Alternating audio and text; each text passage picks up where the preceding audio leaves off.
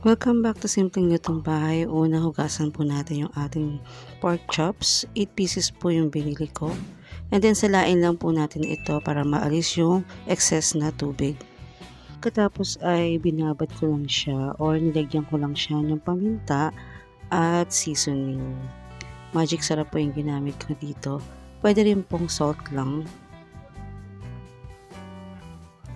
Tapos, ibababad lang po natin ito ng mga 20 to 30 minutes para ma-absorb po ng ating pork chop yung ating mga panimplang inilagay. Sa ating papagawa ng sauce, kailangan po natin ng oyster sauce, 250 ml na ABC at mushrooms. Mag-start na po tayo magprito ng ating pork chops. Maglagay po tayo ng mantika sa mainit na kawali. And then, iprito lang po natin lahat yung ating pork chops hanggang sa maging golden brown po ito at isi-set aside po natin. So guys, yung ating complete ingredients na ginamit dito sa ating paggawa ng creamy mushroom pork chops ay ilalagay ko po sa ating description box below. After po natin may reset aside yung ating pork chops na pinrito, naglagay lang po ako sa same na kawali ng butter at ginisa ko po ang bawang.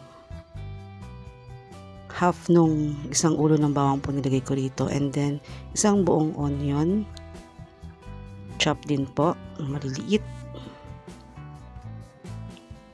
At pagkatapos nilagay na po natin yung mushroom.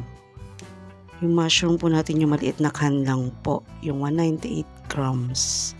Then simmer lang po natin ito ng 5 to 7 minutes. Nilagyan ko na rin po siya ng beef cube. At pagkatapos po ay pwede na nating ilagay o isama sa ating mushrooms yung ating piniritong pork chops. Haluin lang po natin ng bahagya.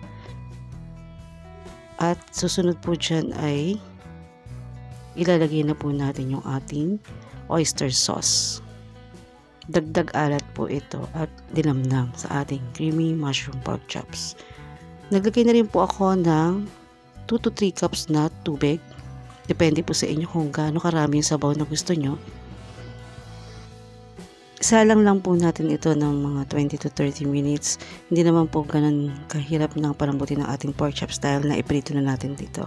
And after 30 minutes, ito na po yung ating pork chops. Anyways guys, pwede po kayo magdagdag ng panimpla dito ha. Pwede nyo po siyang tikman kung medyo kulang po sa lasa nyo, panlasa nyo. Pwede po kayo mag-add ng other seasonings. At pagkatapos, panghuli natin ay inilagay ko na yung ating all-purpose cream, 250 ml. Yeah. Sobrang sarap po nito guys. And after po natin ilagay yan, naglagay po ako ng sili labuyo. Optional lang po ito guys kasi gusto namin medyo maanghang. So pwedeng hindi nyo po lagyan. Pinakuluan ko lang po iyon ng mga 5 minutes and then ready na po yung ating creamy mushroom pork chops. Subukan nyo po ito sa inyong bahay guys. Sure na mas gugustuhan po ito ng inyong pamilya. Maraming salamat po sa panonood and see you on my next video. God bless!